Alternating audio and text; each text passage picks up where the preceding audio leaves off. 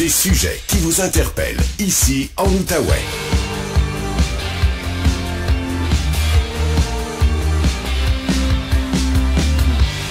Voici Louis-Philippe Brûlé. Nous avons encore beaucoup de sujets à traiter aujourd'hui avec le microbiologiste Patrick Filion, qui est aussi, je vous le rappelle, professeur au Cégep de l'Outaouais et qui est avec nous tous les lundis à l'émission. Salut Patrick! Salut LP! On va commencer avec la COVID parce que je viens de manquer une semaine de travail à cause de ça. Première question là-dessus, quand on l'attrape, ça remplace un vaccin. En fait, est-ce que c'est pas encore plus efficace, Patrick, étant donné que le vaccin réduit le risque de complications, mais ne nous empêche pas de contracter le virus? Dans le fond, les deux vont avoir un effet, on va dire, similaire. Donc, les deux vont stimuler ton système immunitaire. Comme là, toi, tu as été infecté il y a quelques jours, quelques semaines.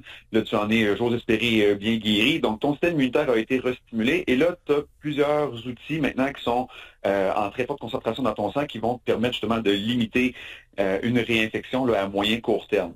Le vaccin serait la même chose, sauf que toi, par exemple, tu as eu on peut pas vraiment le savoir, mais on va dire que tu as le dernier variant, là. Okay, on va dire BA5, par exemple. Donc là, ton corps, lui, il est prêt à lutter contre ce variant-là qui circule, disons, présentement. Le vaccin, même s'il a été amélioré là, avec le vaccin bivalent, ne comporte pas quand même la souche spécifique que toi, par exemple, tu as reçue. Donc le vaccin est moins à jour que mon virus que je viens d'attraper. Oui, c'est un peu triste de le voir comme ça. C'est sûr qu'on préférait avoir un vaccin puis pas avoir les symptômes, la maladie, tout ça. Mais dans les faits, toi, si tu en es bien remis, tu as une santé normale et tout, je veux dire, c'est une façon de se protéger. Oui, c'est sûr qu'on préférait ne pas être malade, mais techniquement, là, présentement, tu es protégé, puis tu n'aurais pas à recevoir un vaccin, si tu en veux un, avant plusieurs mois. Parce que là, tu as vraiment reçu, disons, une dose naturelle. Oui. On dit au moins 3 mois, Patrick, c'est ça, avant de penser au prochain vaccin? Exact. Donc, tu vois, toi, tu as eu l'infection. Moi, je suis allé chercher ma 4e dose. J'ai reçu le fameux vaccin bivalent. Donc, pour l'instant, je touche du bois. J'ai pas eu d'infection encore. Écoute, mais moi, j'étais sur le point d'y aller. Mais là, bon, ben, ça sera pour un autre tantôt. Exact. Donc, est-ce que je pourrais quand même attraper à nouveau la COVID bientôt si jamais j'étais en contact avec un autre variant, Patrick? Oui, c'est un peu ça qui est triste dans l'histoire. C'est que, supposons que tu rencontres des gens qui sont infectés avec le même variant que toi. Les chances que tu sois, on va dire, réinfecté, c'est une chose, là, mais que tu aies des symptômes ou tout, c'est très, très faible. Parce que, bon, ton système est vraiment apte à lutter contre ce variant-là très précisément.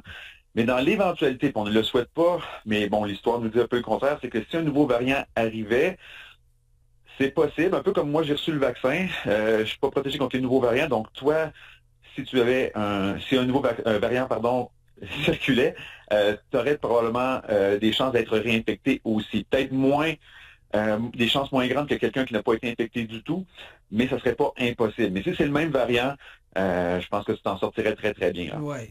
Bon, j'ai manqué 5 jours de travail. Pour être honnête, là, les 3 premiers, j'étais pas vraiment en état de travailler.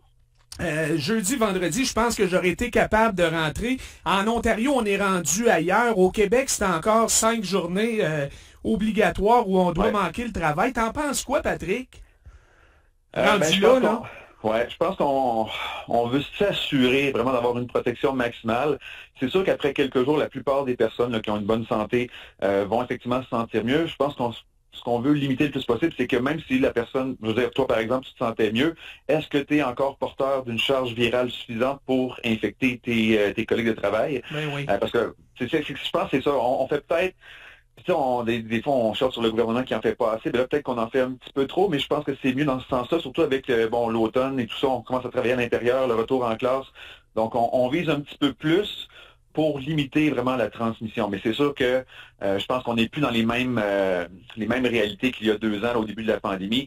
Donc, c'est peut-être des choses qui vont être réajustées, mais pour l'instant, là, je trouve pas que c'est exagéré d'y aller encore avec le 5 jours. Bon, deuxième sujet majeur, lui, oui. Une enquête qui est en cours à l'hôpital Pierre-Boucher de Longueuil à la suite d'une éclosion d'un super champignon mortel qu'on appelle le Candida auris. C'est une première au Québec, n'est-ce pas, Patrick? Oui, effectivement. Puis je veux pas arrêter les gens avec la pandémie. On pense qu'il y a plein de nouvelles bestioles qui circulent. Candida auris, ça fait quand même une dizaine d'années que j'enseigne, que j'explique à mes étudiants ce qu'est c'est une levure, en fait. Donc, cette levure-là, Ce qui est nouveau, dans le fond, c'est qu'on a eu un premier cas détecté dans un hôpital au Québec. Mais cette levure-là, on la connaissait, on sait qu'elle circule. Puis oui, c'est inquiétant parce que c'est une levure qui est extrêmement résistante au traitement antifongique, mais aussi très résistante dans l'environnement. Donc, c'est difficile de, par exemple, si on détecte cette levure-là chez un patient, donc dans la chambre du patient aussi, on va avoir de la difficulté à l'éliminer. Donc, alors, il faut tout nettoyer, tout désinfecter dans ce temps-là, mais comme pas un petit ménage, là. Non, on va pas juste épousseter, là. Ça prend vraiment des produits très, très forts.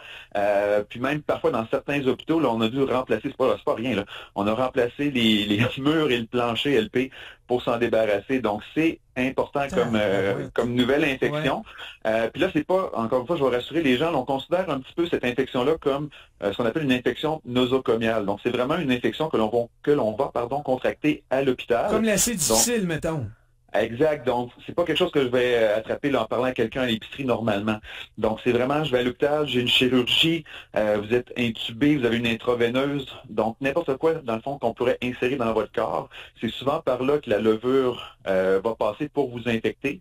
Puis la levure peut causer des infections là, au niveau des oreilles, d'où son nom, Oris, dans les plaies chirurgicales, mais aussi directement dans le sang. Donc, c'est là que ça pourrait devenir le plus dangereux. Ouais. Puis, c'est une levure à ce qui est assez sévère comme infection, là, puis qui peut causer entre, je pense, c'est plus de 50 30 à 60 les risques de décès pour une personne infectée, mais on parle de personnes qui sont déjà très malades. C'est ça. Donc, il y a plusieurs facteurs. Là. Votre santé peut être plus fragile. Donc, vous avez un système immunitaire affaibli. Encore une fois, malheureusement, les personnes diabétiques sont plus à risque.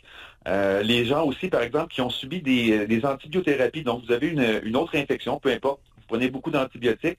Et ce que ça fait, dans le fond, quand on prend d'antibiotiques, oui, on le souhaite, ça élimine les bactéries qui nous rendent malades, mais ça élimine toutes les bactéries qui sont saines. Donc, la levure se retrouve dans un environnement où il n'y a plus de compétition. Donc, elle a le champ libre pour prendre la place et vous infecter. Donc, les gens qui viennent de subir une antibiothérapie ou qui ont pris des antifongiques pour une autre infection à levure ou peu importe, ça va faire en sorte que les conditions sont propices au développement de cette levure-là. Donc, il y a plein de facteurs. C'est quelque chose à surveiller dans tous les hôpitaux maintenant parce que, normalement, je vais faire un petit parallèle aussi, là. Quand on voyait des cas en Amérique, surtout aux États-Unis, c'était souvent des gens qui revenaient de voyage, qui avaient été subir des chirurgies ailleurs dans le monde parce que les coûts sont plus raisonnables, parce que le temps d'attente est moindre, mais ils revenaient au pays avec cette infection-là. Mais là, le cas au Québec n'est pas lié à un voyage. Donc, c'est quelque chose maintenant qu'on voit qui circule. Donc, il faut essayer de trouver l'origine de la cause.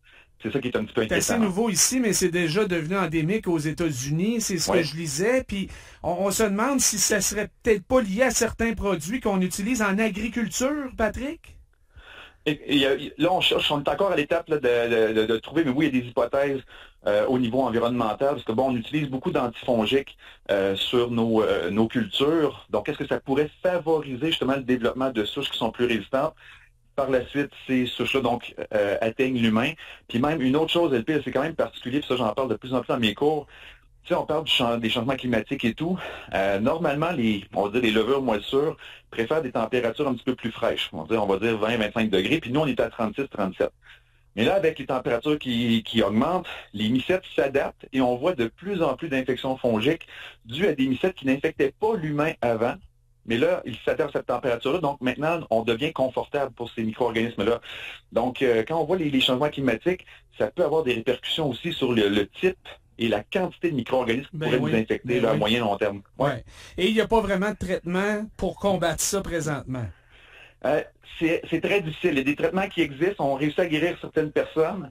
Donc, c'est pas totalement impossible, mais c'est très difficile. Ça prend des doses peut-être un petit peu plus élevées, des combinaisons d'antifongiques aussi. Donc, ça peut être très difficile pour le corps aussi. Ça peut affecter votre foie, vos reins. Donc, c'est pas une solution simple. On s'entend là-dessus. Alors, le candidat Oris devient, Patrick, ou va bientôt devenir probablement une des grandes priorité mondiale en matière de santé publique, sinon la plus grande. Oui, écoute, cette levure-là, il y a plein de bactéries aussi qui deviennent multirésistantes. Je vais donner une petite histoire. Là. Je donne un cours de maladies infectieuses émergentes à l'Université d'Ottawa, puis on parle justement de ces souches-là de bactéries, de levures qui deviennent très résistantes. Et oui, ça devient une priorité mondiale parce que ça va compliquer la vie de tout le monde qui travaille à l'hôpital. des gens qui subissent des chirurgies, des femmes qui vont accoucher. Ça peut devenir problématique pour toutes ces personnes-là là, qui vont être hospitalisées quelques jours. Donc, il faut s'en préoccuper pour ne pas, comment je pourrais dire, que l'hôpital devienne une source majeure d'infection. Oui, on va à l'hôpital pour se faire soigner, pas pour attraper des bébites mortelles. Non, fait que ça va devenir inquiétant pour les gens qui y travaillent aussi, là. Je veux dire, moi, si je vais me faire opérer au genou parce que je me suis blessé, c'est une chose, mais il y a des gens qui travaillent là à tous les jours. Donc, il faut se préoccuper de ces personnes-là aussi qui peuvent être en contact avec des micro-organismes pathogènes importants. Autre priorité en matière de santé publique, en terminant, Patrick, la situation des infections transmises sexuellement et par le sang, là, ce qu'on appelle les ITSS, qui seraient maintenant hors contrôle aux États-Unis. Oui, on regarde la situation, puis on pourrait dire que les statistiques sont pas plus reluisantes au Canada, là. Donc, les principales ITSS, on va dire bactériennes, le syphilis, gonorrhée et chlamydia, le nombre de cas augmente, et augmente beaucoup dans la plupart des groupes de la population, donc au niveau de l'âge, au niveau des orientations sexuelles et tout ça, donc c'est en augmentation pratiquement partout.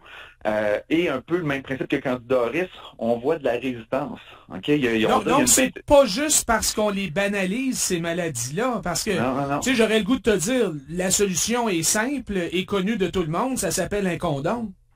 Ça s'appelle un condom, donc il y a peut-être une espèce de, de relâchement qui a été fait au niveau de la prévention, je vais dire comme ça.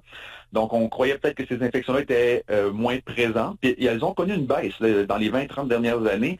On en voyait moins. Mais là, on va dire depuis 5-6 ans, il y a vraiment une recrue, même plus que ça, d'une dizaine d'années. On a vu que la courbe commence à augmenter. Donc, est-ce que nos comportements ont changé? On fait moins attention parce qu'on en parle moins. À l'époque, on avait peur du sida, Patrick.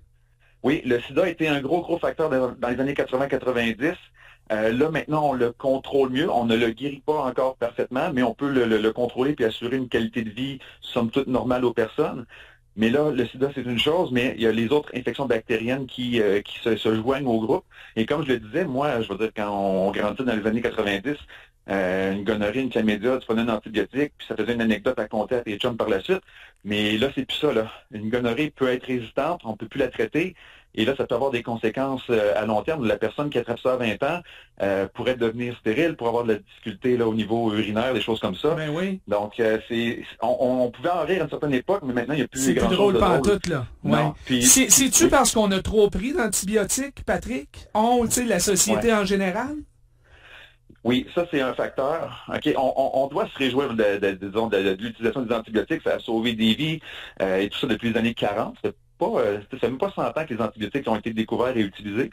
Mais c'est sûr que si on les utilise mal, en trop grande quantité, ou si on pense, par exemple, on veut traiter une infection, quelqu'un est malade, il prend un antibiotique, mais dans le fond, il a une infection virale, l'antibiotique ne sert à rien.